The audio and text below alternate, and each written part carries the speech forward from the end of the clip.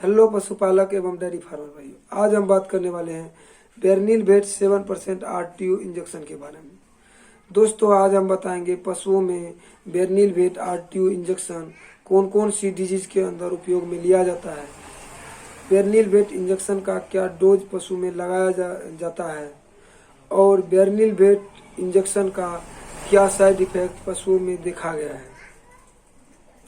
दोस्तों, सभी जानकारी जानने का प्रयास करेंगे प्रॉपर रूप से।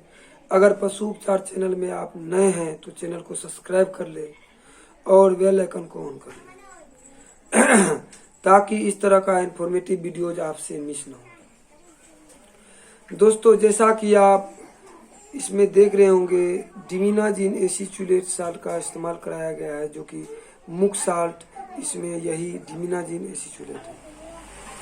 दोस्तों, ये जो इस इंजेक्शन में डिमीनाजीन एसिचुलेट साल्ट का इस्तेमाल कराया गया है, इसका उपयोग जो है प्रॉपर रूप से जितने भी प्रोटोजोअल जनित रोग होते हैं, डिजीज होते हैं, ये सभी डिजीज को ठीक करने के लिए, उपचार करने के लिए, इलाज करने के लिए इस्तेमाल में ये डिमीनाजीन एसिचुलेट का जो भी इंजेक्शन मार्केट में आते हैं, बेरनील वेट 7% RTU, इंटास का नीलवेरी करके आता है जिसमें डिमीनाजीन एसिचुलेट रहता है।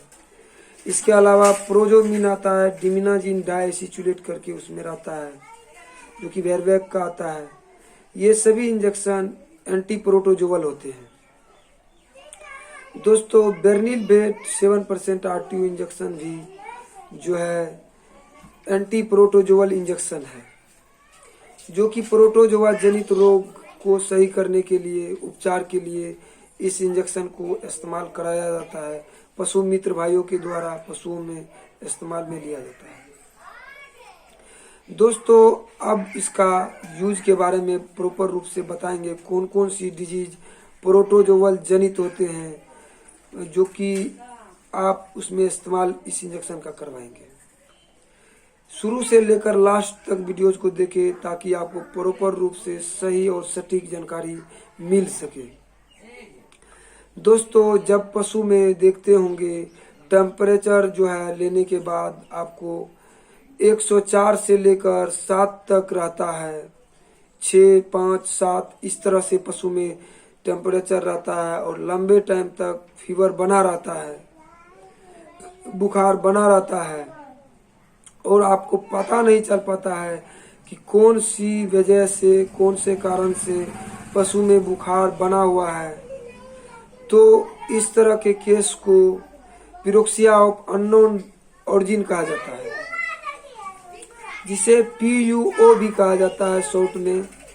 दोस्तों, इस तरह का अगर पशु में केस आता है तो आप उसमें डिमीनाजीन एसिचुलेट का ये जो बेरनील वेट 7% RTU इंजेक्शन आता है, इसको इस्तेमाल आप करवा सकते हैं। दोस्तों, इसके अलावा अगर पशु में सर्रा हो जाता है, जिसे ट्रिपेनोमेसिस, डिपेनोमेसिस, इस तरह के केस में इस इंजेक्शन को इस्तेमाल करा सकते हैं। सर्रा यानी डिपेनोमेसिस, ट्रिपेनोमेसिस हो जाता है पशु को, तो आप इस इंजेक्शन का बेरनील वेट 7% RTU इंजेक्शन का इस्तेमाल करेंगे। बहुत ही बेहतरीन रिजल्ट आपको देखने को मिलेगा।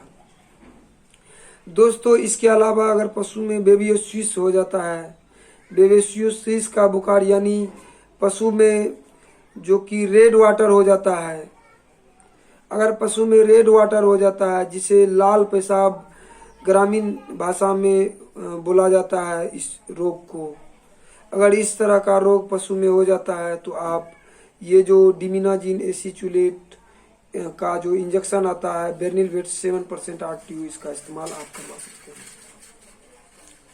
दोस्तों, इसके अलावा अगर पशु में थलेरिया हो जाता है, इस तरह का प्रॉब्लम हो जाता है, तो पशु में आप इस इंजेक्शन को आप इस्तेमाल में ले सकते हैं। दोस्तों, ये जो इंजेक्शन होते हैं आपको एंटी प्रोटोजोअल होते हैं, और ये सभी जो भी आपको डिजीज के बारे में हम बताए हैं, अगर इस जो भी डिजीज के बारे में आपको पूरा नॉलेज चाहते हैं, जानकारी चाहते हैं, तो आप कमेंट करें, अवश्य आपको समझाने का प्रयास करेंगे, क्योंकि वीडियो लंबा हो जाएगा, ताकि शॉर्ट में आपको बताने का प्रयास कर रहे हैं। दोस्तों इसमें एक और आपको मिलता है जो कि साल्ट का इस्तेमाल कराया गया है। ईच ml में डबल साल्ट का इस्तेमाल कराया गया है, जो कि ये मुख्य साल्ट जो है डिमीनाजिन एसिचुलेट है। इसके अलावा बेंजीन BP 375 mg और डिमीनाजिन एसिचुलेट 70 mg का इस्तेमाल कराया गया है इसमें। दोस्तों ये जो इंजेक्शन है, इसमें पेनाजिन BP जो इस्तेमाल में लिया गया है 375 mg, एनाल्जेसिक और एंटीबायोटिक के तौर पे इसका यूज में पशुओं में लिया जाता है। दोस्तों ध्यान रखें, जब भी इस इंजेक्शन को इस्तेमाल पशुओं में कराते हैं तो आप एनाल्जेसिक और एंटीबायोटिक जो है आप इस्तेमाल नहीं भी कराते हैं पशुओं में तो कोई दिक्कत की बात नहीं है। आपको इसमें प्रॉपर रूप से पहले से दिया हुआ है। ये जो इंजेक्शन लगाते हैं इसका वर्क जो है एनाल्जेसिक के तौर पे भी जो है ये इंजेक्शन आपको रिजल्ट देगा। दोस्तों अगर आपको इसका डोज के बारे में बात की जाए आपसे, तो आप देख रहे होंगे इसमें लिखा हुआ है 5 ml पर 100 kg बॉडी वेट के हिसाब से पशुओं को आप दे सकते हैं। PUO यानी पिरोक्सिया अननोन ऑरिजिन जब पशुओं में होता है, जैसा कि आपको हम शुरुआती में बता दिए डिजीज के बारे में किस तरह का प्रॉब्लम होगा, उसमें अगर इस्तेमाल कराते हैं तो आप 5 ml पर 100 kg बॉडी वेट के हिसाब से आप लगवाएं। दोस्तों ध्यान रखें, अगर प्रेग्नेंट पशु में अगर इस्तेमाल कराते हैं तो ये मेडिसिन प्रॉपर रूप से और पूरी तरह से सेफ नहीं है। अगर इस्तेमाल कराते हैं तो 3 मंथ तक पशु अगर गाभिन है, पशु के पेट में बच्चा है, गर्भावस्था में पशु है, तो आप उसको देने से बचने का प्रयास करें और देने से परहेज करें। इसके अलावा आप किसी भी प्रकार का दूसरा इंजेक्शन को इस्तेमाल करवाएं। दोस्तों अगर उससे 3 मंथ से अधिक है तो आप डोज को कम करके आप पशुओं में इस्तेमाल करवा सकते हैं। दोस्तों इसके बाद आपको बता दें, इसके अलावा जैसे कि डिपेनोमेसिस, ट्रिपेनोमेसिस, बेबेसियोसिस का बुखार, सर्रा जिसे कहते हैं, या आपको जिस तरह से आपको बताए जो कि रेड वाटर हो जाता है, जिसे बेबियोसिस का बुखार कहा जाता है, बेबियोसिस कहा जाता है, इस तरह के केस अगर पशु में देखने को मिलता है तो उसमें अगर आपके पशु का बॉडी वेट 2 क्विंटल से अगर अधिक है तो पशु में 10 से 15 ml लगा सकते हैं, कंडीशन को देख करके। दोस्तों अगर आपके पशु का 3 क्विंटल से अधिक बॉडी वेट है तो 15 से 20 ml आप पशु में लगवा सकते हैं। इसके अलावा अगर दोस्तों पशु का वेट जो है, जानवर का वेट 4 क्विंटल से अधिक है तो आप 20 से जो है 25 ml यानी कंडीशन देखते हुए 30 तक लगाया जाता है।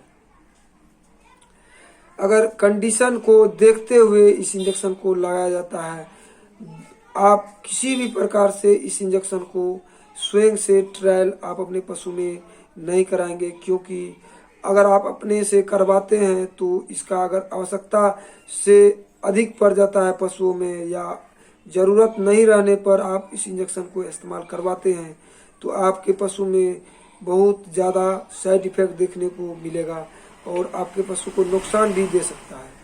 तो खुद से ट्रायल आप नहीं करें, आप अपने नज़दीकी पशु चिकित्सक के सलाह लें और उन्हीं के देखरेख में बेरनिलवेट 7% RTU इंजेक्शन का इस्तेमाल करें।